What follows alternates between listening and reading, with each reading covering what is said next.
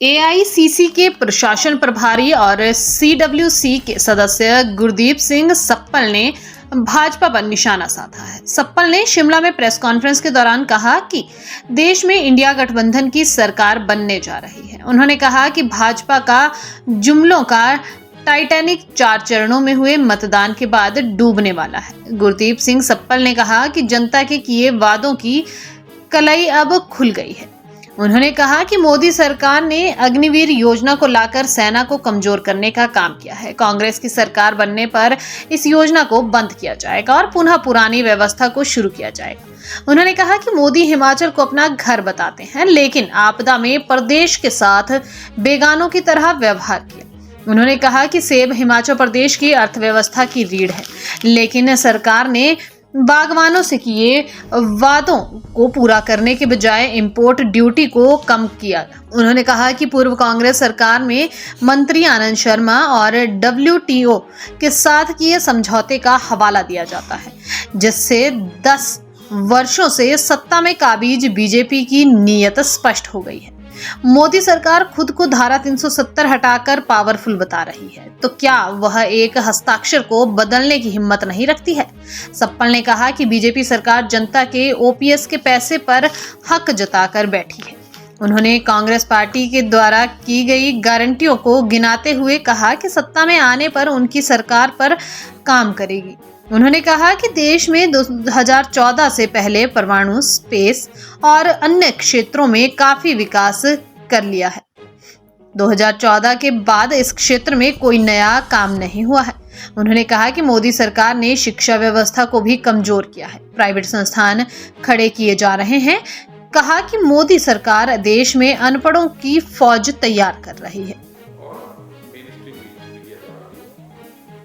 लेकिन अब जब 4 फेज के चुनाव हो चुके हैं, तो अब हम यह यकीन से कह सकते हैं कि जो मोदी जी का जुमलों का टाइटैनिक था वो डूब रहा है। उन्होंने 10 साल जो बड़ी बड़ी बातें की हैं, जो बड़े बड़े वायदे किए, उसकी कलई धीरे धीरे करके देश की जनता के सामने खुलती गई है। और खुले भी क्यों नहीं, आप अगर हिमाचल की बात लेंगे तो मोदी जी जो हिमाचल को अपना घर, दूसरा घर बोलते रहे अपने भाषणों में, जब आपदा आई तो मुड़कर नहीं देखा, ऐसे बिहेव किया जैसे हिमाचल भारत का हिस्सा ना हो, कोई बेगाना प्रदेश है। ये वही मोदी सरकार है जो हिमाचल की इकोनॉमी की रीढ़, एप्पल, सेब, उस पूरे सेक्टर को उन्होंने नुकसान पहुंचाया कस्टम ड्यूटी हटा के सेब के ऊपर से। और यहाँ के जितने सेब के उत्पादक हैं वो सारे इस समय पुकार रहे हैं कि भाई हमारे साथ ऐसा जुल्म मोदी जी क्यों करते हैं, जबकि यहाँ पे तो 4 सांसद बीजेपी को दिए गए और राज्यसभा का सांसद भी उन्होंने चुरा दिया। इसके बावजूद उनको यहाँ के किसानों की, यहाँ के सेब उत्पादकों की कोई फिक्र नहीं। यही नहीं, लोग इसलिए भी कह रहे हैं कि टाइटैनिक डूब रहे हैं कि जुमलों का, कि जहाँ पे जनता की भलाई की काम होती है, जैसे ओपीएस, वो तो जनता का पैसा है, वो तो सरकार का पैसा भी नहीं है। चलो केंद्र सरकार का पैसा था, आपदा में आपने नहीं दिया। ओपीएस में तो जनता का पैसा देना था, वो भी देने से मना कर रहे हैं। जिस चीज के ऊपर जनता ने एक नई सरकार चुनी हिमाचल के अंदर, उस जनता के पैसे पे भी मोदी सरकार इस तरह से हक जमा के बैठी है जैसे कि जनता का, उसके वोट का इस देश में कोई मतलब नहीं रह गया। और सबसे बड़ी बात, मैं भी हिमाचल से रिश्ता रखता हूँ, मेरी वाइफ हिमाचल से ही है, पालमपुर से। मैं जानता हूँ हिमाचल की धरती ये फौजियों की धरती है। मेरे अपने परिवार में सारे एक्स सर्विसमैन हैं। एक पूरा सेक्टर उन्होंने ध्वस्त कर दिया अग्निवीर योजना का। मोदी जी को देश में जब वो प्रधानमंत्री बने थे तो दुनिया की दूसरे नंबर की सबसे बड़ी फौज मिली। भारत की फौज दुनिया के दूसरी सबसे बड़ी फौज थी, और ये वो फौज है जो मोदी जी के आने से पहले दुनिया में न्यूक्लियर पावर थी। हम भारत न्यूक्लियर पावर देश है, ये मोदी जी के पहले हो गया था। भारत स्पेस पावर है, मोदी जी के पहले हो गया था। भारत आईटी पावर है, ये सब सुरक्षा से जुड़ी चीजें हैं, ये मोदी जी से पहले हो गया था। लेकिन 10 साल में इन्होंने सिर्फ और सिर्फ ये किया कि जो रेगुलर भर्ती बंद करके दुनिया की दूसरे नंबर की सबसे बड़ी फौज को कमजोर करने की तरफ, पूरी फौज को ठेके पे देने की तरफ, कॉन्ट्रैक्ट पे लेने की तरफ एक किस्म से 4 साल का कॉन्ट्रैक्ट है अग्निवीर, पूरे देश को धकेल दिया है। और हिमाचल के तो लगभग हर गांव में अधिकांश घरों के साथ ये उन्होंने जुल्म किया है। और इसलिए हम लोग इस चुनाव के अंदर स्पष्ट वायदा कर रहे हैं कि कांग्रेस पार्टी की सरकार आएगी, इस इलेक्शन में जीतेंगे हम, इंडिया अलायंस की सरकार आएगी, तो इस सबसे पहला काम हम जो करेंगे वो इस अग्निवीर योजना को सिरे से खत्म करने का करेंगे। कांग्रेस की सरकार आएगी तो पुरानी तरह से जो भर्ती होती थी, जिस तरह से रेगुलर फौज बनती थी, वो फौज जो देश को सुरक्षित रखती थी, हम वापस उसी फौज के सिस्टम पे जाएंगे। ये कांग्रेस का एक कमिटमेंट है हिमाचल की जनता के साथ और देश की जनता के साथ। सर्वाधिक पढ़ा लिखा स्टेट में से एक है। ह्यूमन इंडेक्स रैंकिंग में हिमाचल हमेशा टॉप 2-3 राज्यों के अंदर देश में आता है।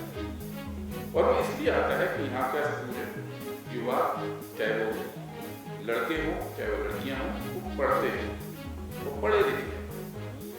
और वो सब के सब आज से 10 साल पहले, 20 साल पहले, 40 साल पहले लोअर मिडिल क्लास गरीब फैमिली से आते थे और केवल पढ़ाई करके देश में आगे बढ़े।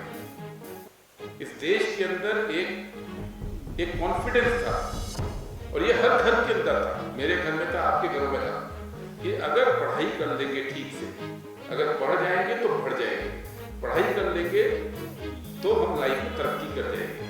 पढ़ाई करेंगे और इस देश में जितना मिडिल क्लास तैयार हुआ, चाहे हिमाचल में क्यों ना हो, वो पढ़ाई के नाम पे हुआ था।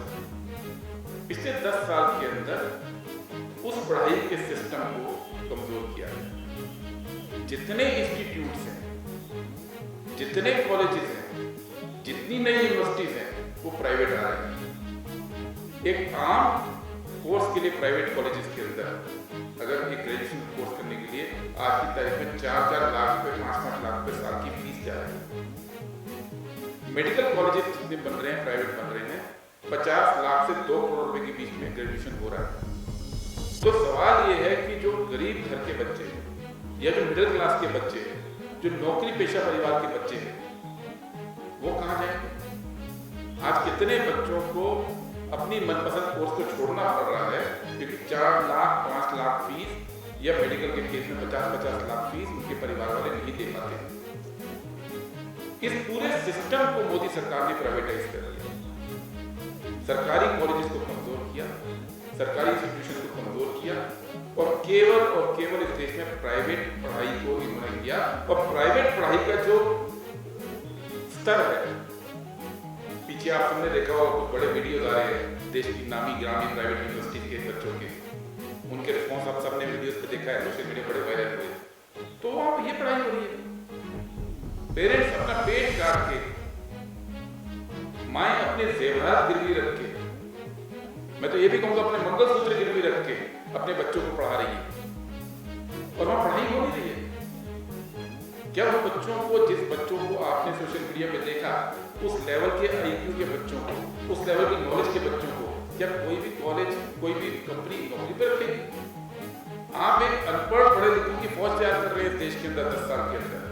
इसलिए कांग्रेस पार्टी ने अपने मैनिफेस्टो में कहा है कि हम लोग वापस उस सिस्टम पे जाएंगे जिस सिस्टम से इस देश में middle class, lower middle class, गरीब के बच्चे पढ़ पाए और पूरे देश के अंदर हर एक ताल्लुक के अंदर, हर ताल्लुक के अंदर, जिले के अंदर ताल्लुक होते हैं, हम सब जानते हैं, एक बेहतरीन डिग्री कॉलेज हम शुरू करेंगे पूरे देश में, जो सरकारी होगा, जहाँ सरकारी एजुकेशन होगी, लेकिन वो बेस्ट क्वालिटी की एजुकेशन होगी। ये कांग्रेस पार्टी का इस चुनाव में कमिटमेंट है। दूसरी बात, डेवलपमेंट नहीं है, 10 साल में आपने कोई मिसाइल नहीं बनाई है।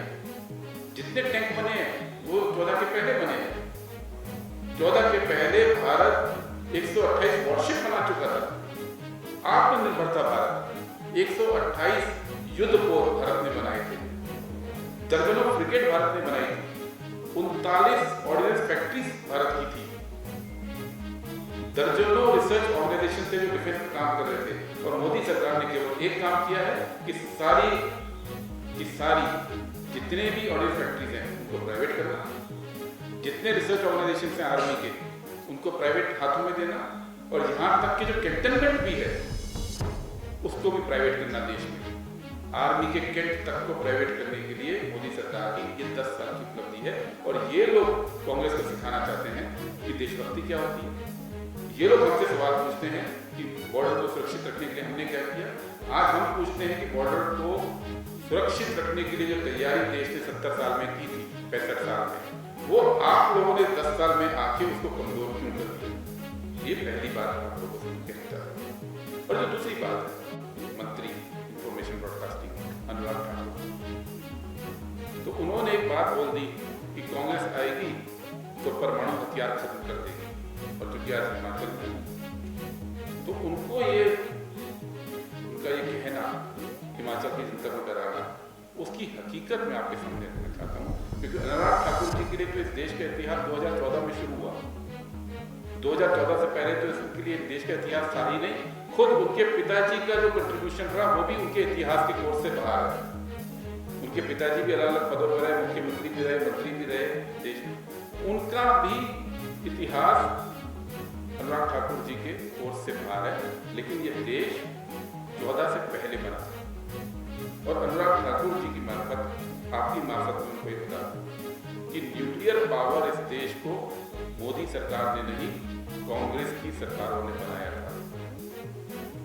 1945 में जब हिरोशिमा नागासाकी में बम गिरा 6 अगस्त और 8 अगस्त को, उसके 4 हफ्ते बाद जब आजादी का आंदोलन चल रहा था, जब अभी देश आजाद नहीं हुआ था, पंडित जवाहरलाल नेहरू ने होमी भाभा, जो दुनिया के बहुत बड़े न्यूक्लियर फिजिसिस्ट थे, उनको बुलाकर ये बोला कि भारत आजाद होने वाला है, मैं चाहता हूं कि आप न्यूक्लियर प्रोग्राम के ऊपर काम करें।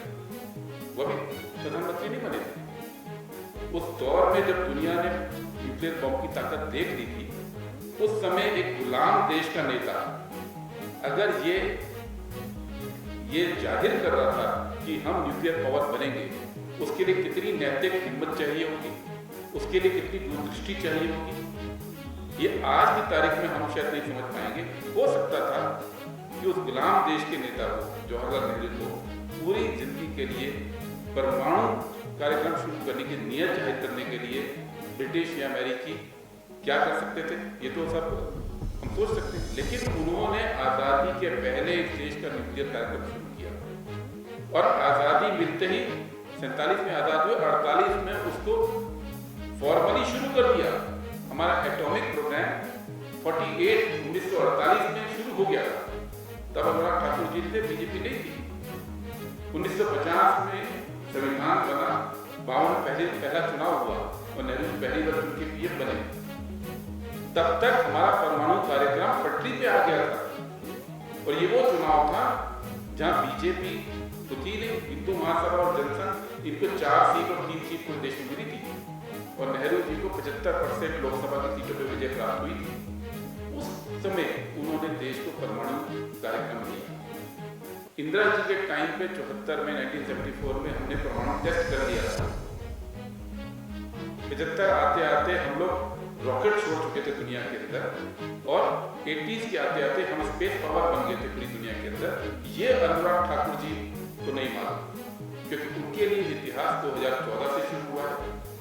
और इसलिए मैं आपके माध्यम से ये बात कहना चाहता हूँ हिमाचल की जनता से कि जो हमारे देश की सुरक्षा है, जब हम गरीब मुल्क थे, जब हमारे पास 90% लोग गरीब थे और 92% लोग निरक्षर थे, इलिटरेट थे, उस दौर में नेहरू जी ने और कांग्रेस की गवर्नमेंट ने दुनिया की दूसरी सबसे बड़ी फौज खड़ी करने का काम किया और न्यूक्लियर पावर बनाने का काम किया, स्पेस पावर बनाने का काम किया। उस फौज को भारतीय जनता पार्टी की सरकार, मोदी सरकार ने 10 साल में कमजोर करने का काम किया।